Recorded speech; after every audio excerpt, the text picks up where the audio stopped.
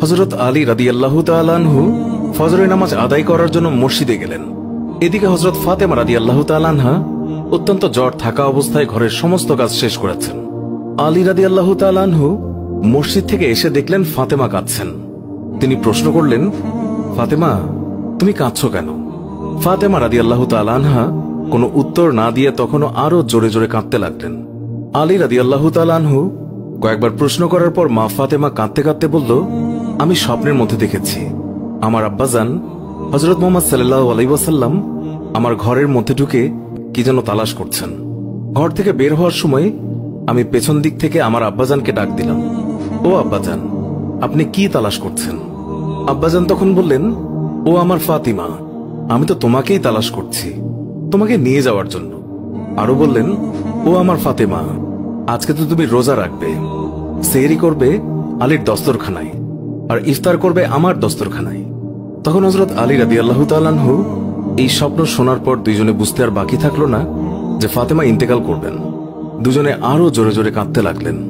এই সময়ের মধ্যে হযরত হাসান এবং হুসাইন রাদিয়াল্লাহু তাআলা আনহু এসে তারা জিজ্ঞাসা করলেন, আব্বাজান, আম্মাজান, আপনারা কেন কান্না করছেন? ফাতেমা রাদিয়াল্লাহু তাআলা আনহুর একটি অভ্যাস ছিল, যখন হাসান হুসাইন তাকে কোনো কাজে বিরক্ত করতেন তখন দুইজনকে নানাজানের কবরের কাছে যেতে বলতেন। আজকেও ফাতেমা বললেন, তোমরা দুই ভাই নানার কবরের কাছে যাও।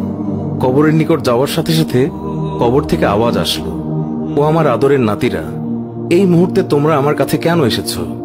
আমার কাছে তো সব সময় আসতে পারবে। এখন যাও, গিয়ে মায়ের চেহারার দিকে তাকিয়ে থাকো। আজকের পর তোমাদের আম্মাজানকে আর দেখতে পাবে না। এই কথা শোনার পর দুই ভাই কাঁদছেন এবং দৌড়াতে দৌড়াতে আম্মাজানের কাছে চলে গেল। গিয়ে আম্মাজানকে জিজ্ঞাসা করলেন, তোমরা দুইজন কেন কাঁদছ? বুঝেছি, নানাজান আমাদেরকে বলে দিয়েছেন যে আজকের দিনটি তোমার জন্য শেষ দিন। নানাজান তোমার চেহারার দিকে তাকিয়ে থাকার জন্য আমাদেরকে বলেছেন। বিকেলের দিকে হযরত ফাতেমা রাদিয়াল্লাহু তাআলা আনহা তার শরীর খারাপ হলো, তাকে বিছানায় শোয়ানো হলো। মা ফাতেমার মৃত্যু পূর্বক্ষণে হযরত আলী রাদিয়াল্লাহু তাআলা আনহু তাকে তিনটি কথা বলেছেন। ও আলী, আমার প্রথম কথা হচ্ছে, যেদিন থেকে আমি আপনার ঘরে এসেছি ওই দিন থেকে আজ পর্যন্ত আমি আপনাকে অনেক কষ্ট দিয়েছি।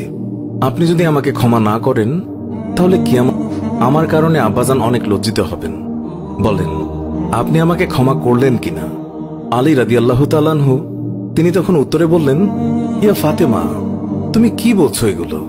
আমি তোমার যোগ্য ছিলাম না। তোমার আব্বাজান দয়া করে মেহেরবানি করে তোমার হাত আমাকে দিয়েছেন। বিয়ের দিন থেকে আজ পর্যন্ত আমি আলী তোমাকে ঠিকমতো দুবেলা খাবার খাওয়াতে পারিনি। ও ফাতিমা, তুমিই বলো, আমাকে ক্ষমা করেছো কিনা? তুমি যদি ক্ষমা না করো তাহলে আমাকেও কিয়ামতের দিন কঠিন শাস্তি ভোগ করতে হবে। ও আলী, আপনার সাথে আমার দ্বিতীয় কথা হলো, আমি মারা যাওয়ার পর আপনি বিয়ে করে নেবেন, দুনিয়ার যে কোনো মহিলাকে আপনার পছন্দ মতো। আমি আপনাকে অনুমতি দিলাম, আর আমার বাচ্চা দুইটিকে সপ্তাহে একদিন আপনার কোলে নিয়ে ঘুমাবেন আপনার সাথে।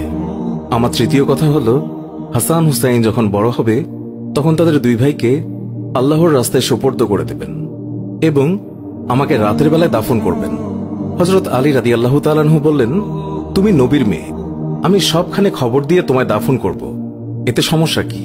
হযরত ফাতেমা রাদিয়াল্লাহু তাআলা আনহা তিনি এর উত্তরে বললেন, আমার কাফনের উপর দিয়ে সবাই অনুমান করবে নবীর মেয়ে কতটুকু লম্বা ছিল, কতটুকু স্বাস্থ্যবান ছিল, এতে আমার পর্দা ভঙ্গ হবে।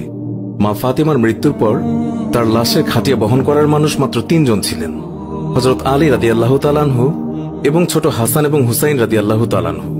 হযরত আলী ভাবছেন যে লাশের খাটিয়া বহন করার আরো একজনের প্রয়োজন হবে, তাহলে 4 কোণায় 4 জন কাঁধে নিতে পারবেন। এমন সময় হযরত আবু যর গিফারী রাদিয়াল্লাহু তাআলা আনহু তিনি হঠাৎ করেই উপস্থিত হলেন এবং খাটিয়ার কোণা বহন করলেন। হযরত আলী প্রশ্ন করলেন, হে আবু যর, আমি তো কাউকেই বলিনি, তাহলে আপনি জানলেন কিভাবে? তখন হযরত আবু যর গিফারী রাদিয়াল্লাহু তাআলা আনহু বললেন, আমি আল্লাহর রাসূল সাল্লাল্লাহু আলাইহি ওয়াসাল্লামকে স্বপ্নে দেখেছি। তিনি বললেন, হে আবু যর, আমার ফাতেমার লাশ বহন করার জন্য লোকের অভাব, তুমি তাড়াতাড়ি চলে যাও। ও আলী, আমাকে তো হুজুর সাল্লাল্লাহু আলাইহি ওয়াসাল্লাম আসতে বলেছেন, তাই আমি এসেছি। তোমরা তো আমাকে বলনি। রাতে এসে রাসূলুল্লাহ সাল্লাল্লাহু আলাইহি ওয়াসাল্লাম তিনি স্বপ্নে বলে গিয়েছেন।